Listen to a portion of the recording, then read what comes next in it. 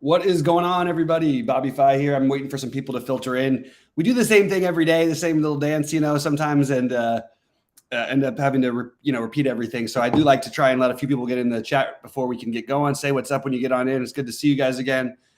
Still dealing with some family health issues, and I am going to be here for the most part, but I have to have some days where I'm going to probably be unavailable. Just wanted to give you guys a heads up, and I apologize about that, but I appreciate everybody's support.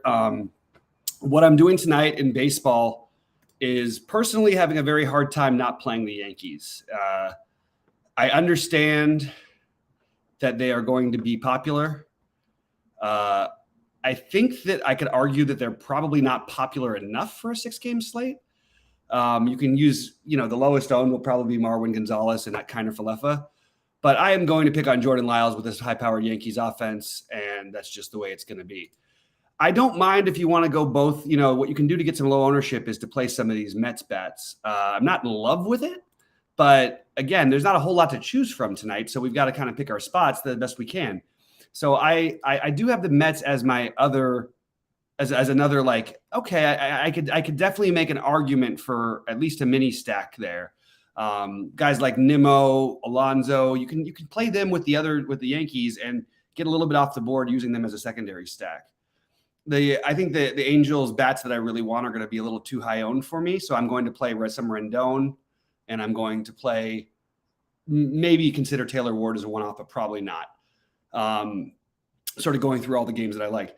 I'm not as high on the Cubs as some other people are. I do like Ian Happ. I like I'm good with Suzuki. Rivas is a cheap bat at first base.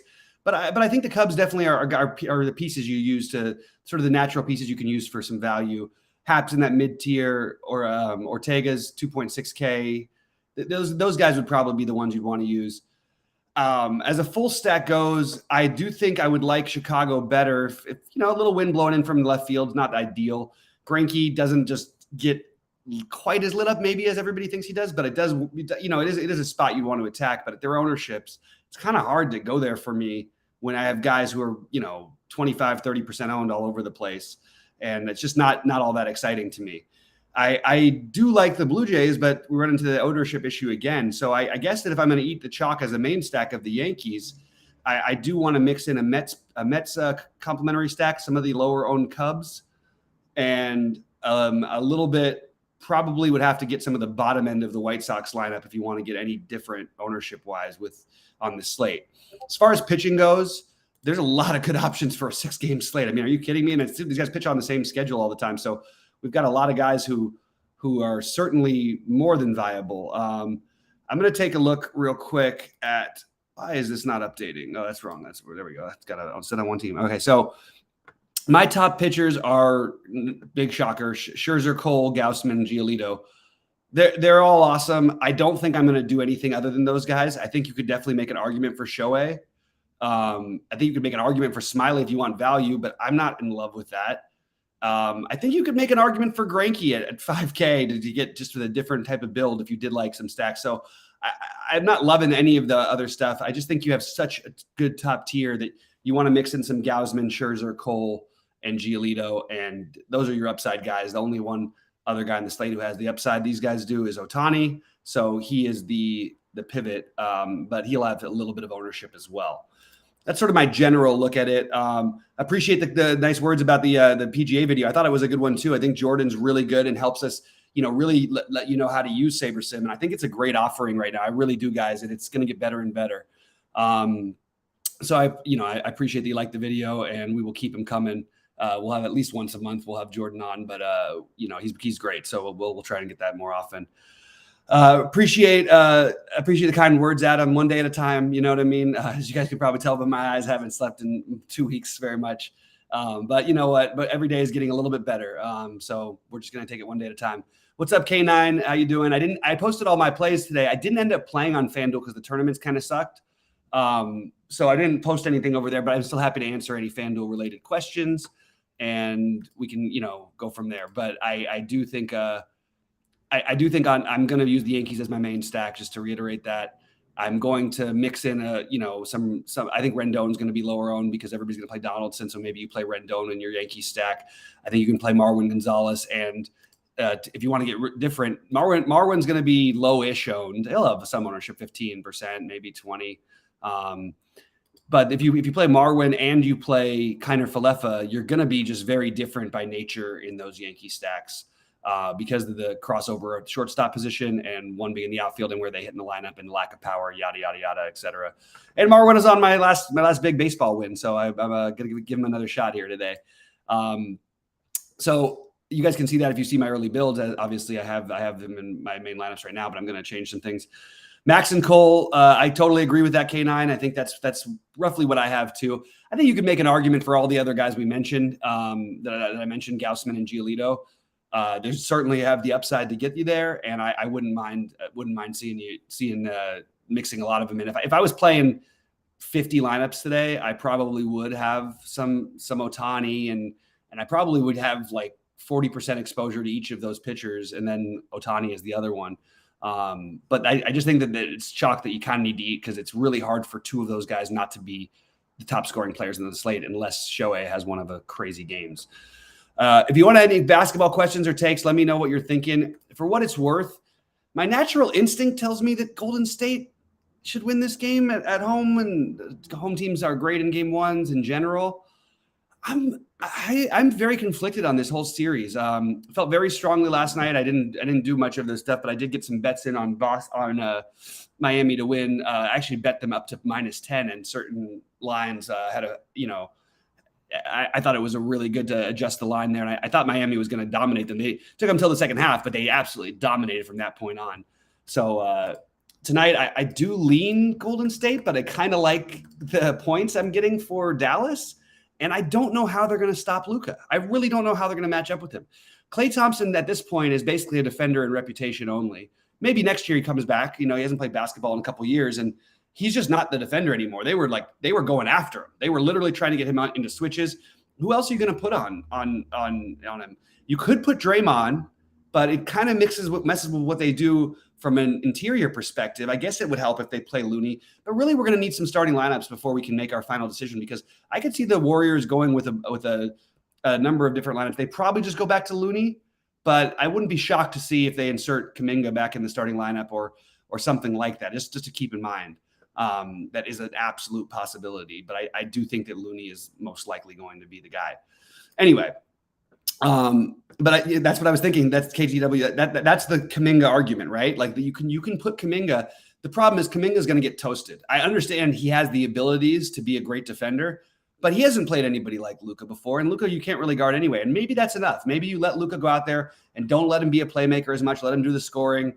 And that's how you try and beat this Dallas team, because when they spread you out with all five guys can shoot, man, they're tough. You know what I mean? And what's really crazy is I think people think Luka's a good shooter. He's really not. Once he peaks shooting wise, it might be done. I think it's pretty clear that he and I think head and shoulders, I would say he and Giannis are the best players in the NBA by a long, long, long ways. I really don't think it's as close as people make it. How can you count Kevin Durant, who only plays, has he played 60 games in the last 3 years, and yeah, he's not an alpha. He's not a guy who can lead a team to a title, in my opinion.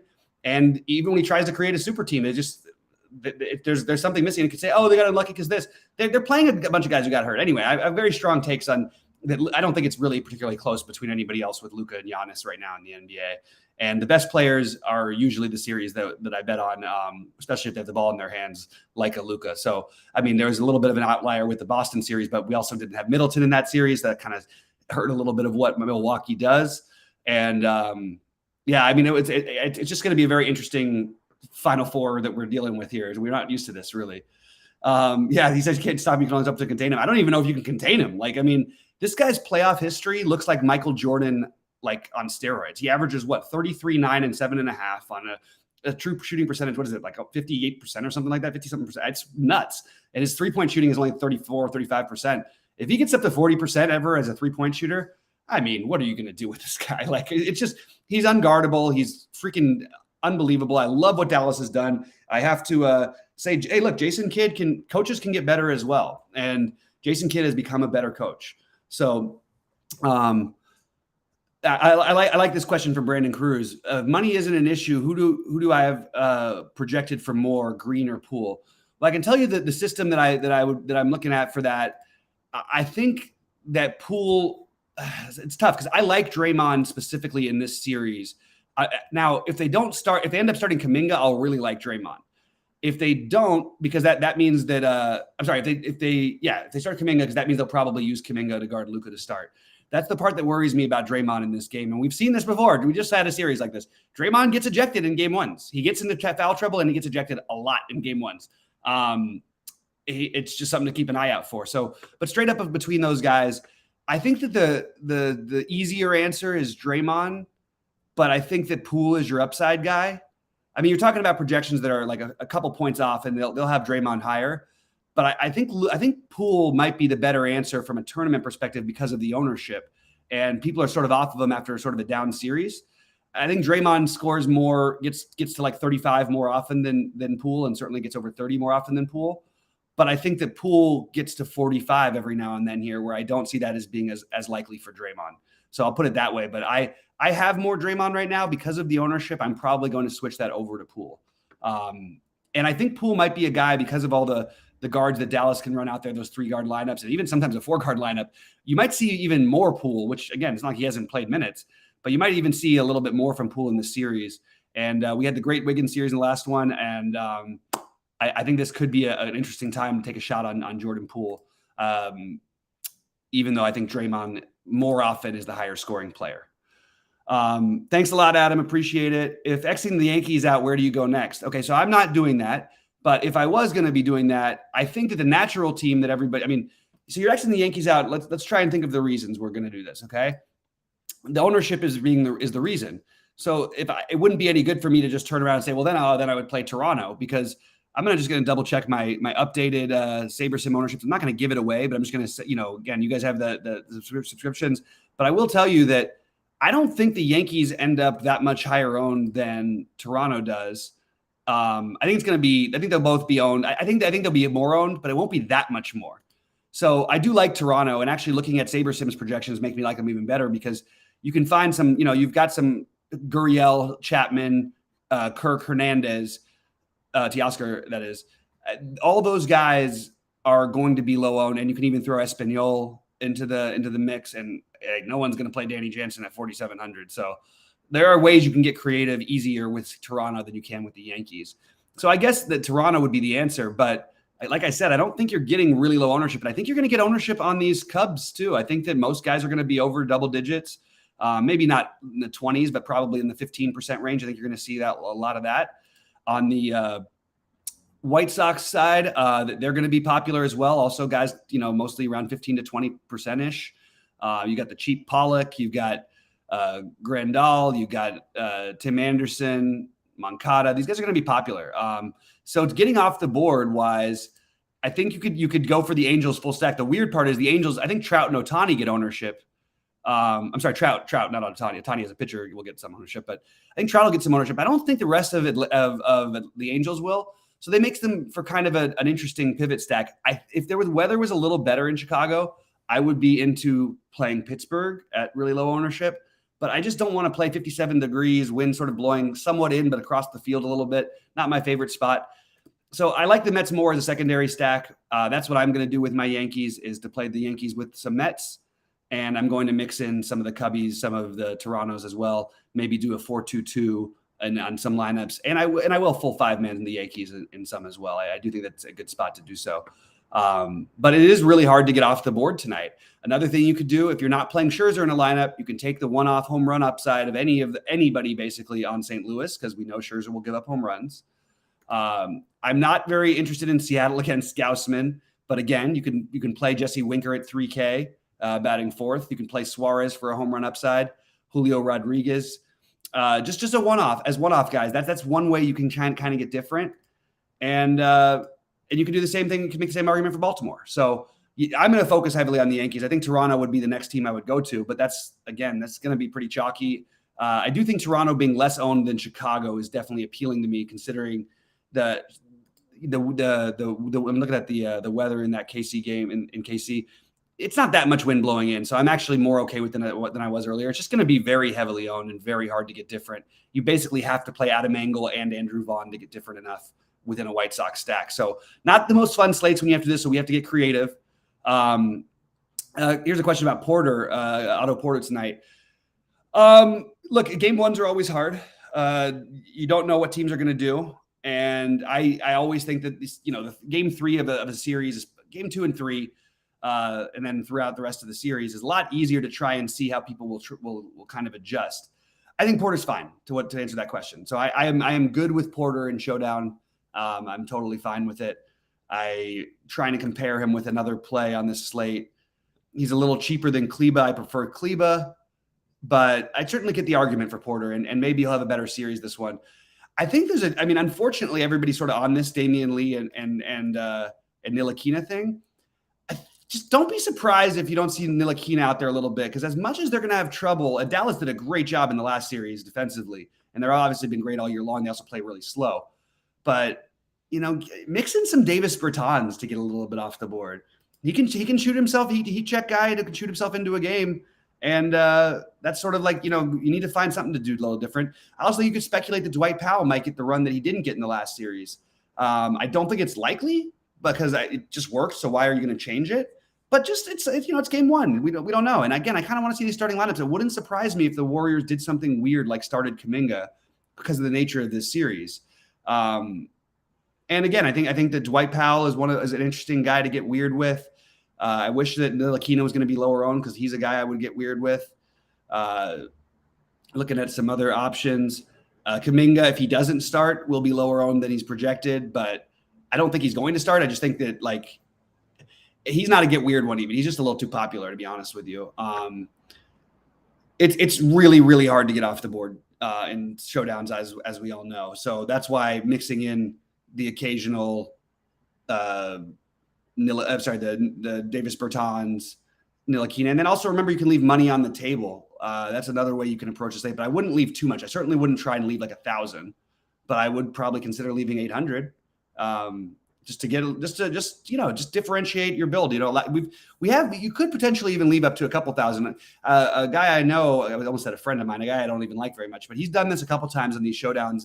In the finals last year, he won 2 of the big ones, and all he did was he played chalky guys, but he left like 2,800 on the table, and things broke his way. So I think that's very viable. I'm a little surprised at the ownership projections on Looney. Now, I don't expect him to have 40 fantasy points like he did in game 6 against Memphis. I don't even know if he'll be on the court, to be honest with you, because they don't need him on the court against Dallas. It doesn't make sense that he would play that much, to be honest with you. It's actually kind of a bad matchup. But starting and having some upside against a weak front line, maybe from a rebounding perspective, he can get you there. It's not very fun. I'm going to have to mix in some Bertans. I'm going to have to mix in. I'm definitely going to play some Ntilikina and some Damian Lee anyway. And I think it's you could play the blowout angle, and that's when you could if you want to get really weird with it. I'm trying to think of even who the play would be if I took a blowout lean on this game. Man, it's rough. It's really rough. How about what would kill me though is if Boban ends up actually playing in this series and playing a few minutes. I would love to. I just hope it happens. I just love that guy so much. But it really is hard to get different. I guess what you could say for the Warriors side, both Toscano, Anderson, Bjelica, and Moody, each one of those guys, there is a chance each one of those guys could end up playing minutes that we don't even know. Like you might see you'll most likely see 0 minutes out of each of those guys. And then you might get the weird 15 minutes out of a JTA. What if the Draymond foul trouble or injury happens? What if they can't keep up with the wings and they want to put Moody on the court and go small? I could see something like that happening. Because that's my issue with the Golden State team is they just don't have any quick, athletic, really defenders. I guess you'd call Wiggins that. Draymond's a great defender, top level, but there's a lot of spread and spacing issues that I think Golden State's going to really struggle with, and it does open things up. Unfortunately, Kuminga is going to be popular. Damian Lee is going to be owned, but maybe instead of those guys, you could try to throw in a Bjelica, a Toscano Anderson, or a Moody, and just hope that things break in your favor. It is a game 1. It's going to be a feeling out process. You might get a weird blowout. We've seen that plenty of times in game 1s. We also know Dallas plays in blowout games, usually on the winning side. But they certainly have been in a number of blowouts this year, not to mention just the last 2 games against Phoenix.